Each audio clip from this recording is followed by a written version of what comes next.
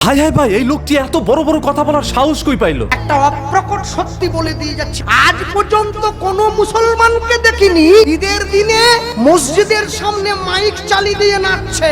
আজ পর্যন্ত কোন খ্রিস্টানকে দেখিনি যীশু খ্রিস্টের জন্মদিনে মুরগি কেটে পুকুরের কোনায় বসে খাচ্ছে। কালী পূজার বিসর্জনের দিন হিন্দুকে দেখেছি মাকে টলিতে তুলে দিয়ে মদ খেয়ে নাচতে নাচতে যাচ্ছে, বলে আসছে বছর নাকি আবার হবে। ভাই তাড়াতাড়ি এই ভিডিওটি শেয়ার করে রাখেন যাতে করে সকল মানুষের কাছে এই বার্তাগুলো পৌঁছে যায়। আমার বাড়ির পাশে একটু দূরে একটা মসজিদ আছে, আমি ভালো করে ঘড়ি ধরে মিলিয়েছি, সেটা দিনে 5 বার নামাজ পড়ে মুসলমান। ভোর 5টায়, দুপুর 12টায়, বিকেল 3:30টায়, বিকেল 5টায়, সন্ধ্যে 7টায়। একদিন, দুদিন, 3 দিন, 1 সপ্তাহ মিলিয়েছি, নামাজের সময়টা 1 মিনিট এদিক ওদিক হয়।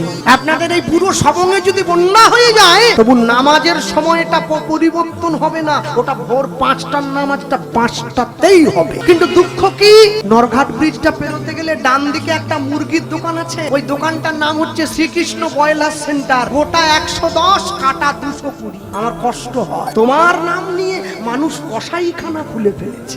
1 মাস ওরা রোজা পালন করে, সকালবেলা সূর্য ওঠার আগে মুখটা ধুয়ে নেয়, একটুখানি খেয়ে নেয়, সারাদিন উপবাস না খেয়ে থাকে, সন্ধ্যেবেলা একটু জল আর খেজুর খেয়ে উপবাসটা ভঙ্গ করে। পরে কি খাবে সেটা বড় কথা নয়, 1 মাস তো পালন তো করে। আর আমার বাড়ির মা বোনেদেরকে বললে কি গো একাদশী করবে না, বলে না এবারটা হবে না, পরের বারটা হবে। আমি কি একাদশী, বাকিরা সবাই দোষী, সবাইকে নিয়ে মরবো। ওরা সময় করে নামাজটা পড়ে, আর আমার বাড়ির মায়েরা বোনেরা সময় করে পরনিন্দা পরচর্চা নিয়ে ব্যস্ত হয়ে থাকে। একটা অপ্রকট সত্যি বলে দিয়ে যাচ্ছে, আমি জানি না আমার কণ্ঠস্বর মাইকের মাধ্যমে কত দূর পর্যন্ত যাচ্ছে। আজকে আমার আপনার বাড়ির পাশে সবং, তেমাখানি, ওইদিকে কি সবার এড়াল, গুড়াল, খেপাল যা আছে, আমার রাধামনপুর, পুরুলিয়া, বাঁকুড়া, মেদিনীপুর, মুর্শিদাবাদ, আমার আপনার বাড়ির পাশে আপনারা যে মুসলমান ভাইদেরকে দেখছেন, এই মুসলমানরা কেউ আরব থেকে আসেনি, এরা কেউ ইরাক থেকে আসেনি। আরবের মুসলমান বাংলা বলতে পারে না, ইরাকের ইসলামরা বাংলা বলতে জানে না।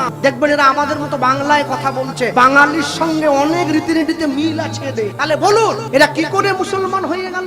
এখনো বলছি সময় আছে, নিজের বাড়ির ছেলে মেয়েগুলোকে বাবাকে বাবা বলে ডাকতে শেখাবেন, ড্যাড নয়। মাকে মা বলতে শেখাবেন, মম নয়। বাড়ির ছেলে মেয়েরা পড়াশোনা করে বাবার কাছে 2 দিন পরে এসে বলে ড্যাড তুমি হ্যাঁ, দাঁড়িয়ে দেবে বাড়ির থেকে। আরে একই তো ব্যাপার, আমরা যাকে লাউ বলি ওরা বলে কদু, আর ওরা যাকে দরবেশ বলে আমরা বলি সাধু। আমরা যাকে বাবা বলি ওরা বলে আব্বা জান, আর আমরা যাকে কীর্তন বলি ওরা বলে আজান। বাস স্ট্যান্ডে দাঁড়িয়ে রয়েছি, এমন সময় দেখছি একজন মা এসেছে, কালো পোশাক পরা, নাক মুখ সব ঢাকা, চোখটা বের করা, হাতে তার ছেলের হাত ধরা, মাথায় টুপি, পাঞ্জাবি পরা, লুঙ্গি পরা ছেলে। দেখে বোঝা যাচ্ছে মুসলিম বাড়ির মা। কিছুটা দূরে আরেকজন হিন্দু বাড়ির মা এসেছে, শাঁখা সিঁদুর পরা, ছেলের হাত ধরা। এমন সময় এক বয়স্ক বাবা এসেছে, বড় দাঁড়িয়ে আছে, পেকে গেছে দাঁড়ি, মাথায় টুপি, পাঞ্জাবি, লুঙ্গি। মা গিয়ে ছেলেটিকে ওই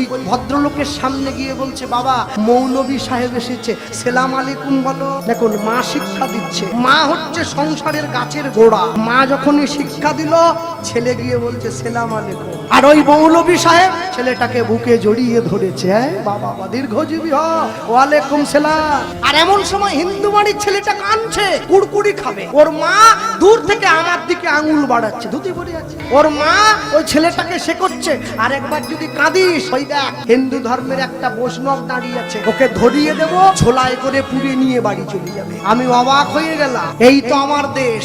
এক ধর্মের মা শেখাচ্ছে তার ধর্মের সাধুকে দেখলে ভালোবাসবে, আরেক ধর্মের মা শেখাচ্ছে বৈষ্ণব দেখলেই পিটাবে। কি উন্নতি হয়েছে দেশটার। এই দেশের আশা করিনি আমরা। ভারত আবার জগৎ সভায় শ্রেষ্ঠ আসন লবে কবে?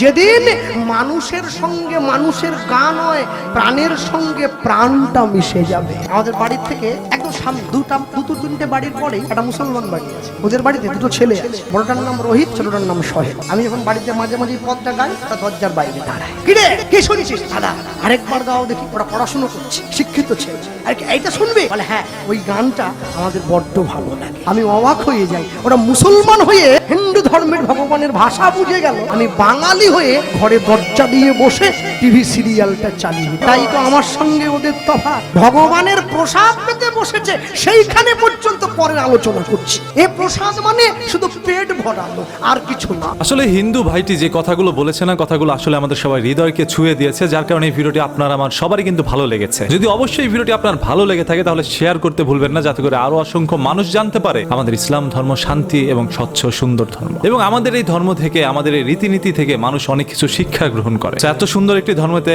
আপনি আমি জন্মগ্রহণ করার পরে অবশ্যই বলবো আলহামদুলিল্লাহ, আমরা একজন মুসলমান, আমরা গর্বিত। যদি আসলে আপনি গর্বিত হয়ে থাকেন, কমেন্ট বক্সটা উন্মুক্ত আছে, আলহামদুলিল্লাহ লিখতে কেউ ভুল করবেন না। এবং এই ভাইটির কথাগুলো আপনাদের কাছে কি মনে হয়েছে সেটাও আপনি কমেন্ট করে আপনার মূল্যবান মতামতটি জানাবেন। যে যার যার ধর্ম তার তার জায়গা থেকে সুন্দর করে পালন করুক, এই আহ্বান জানিয়ে আজকের মতো এখানেই বিদায়।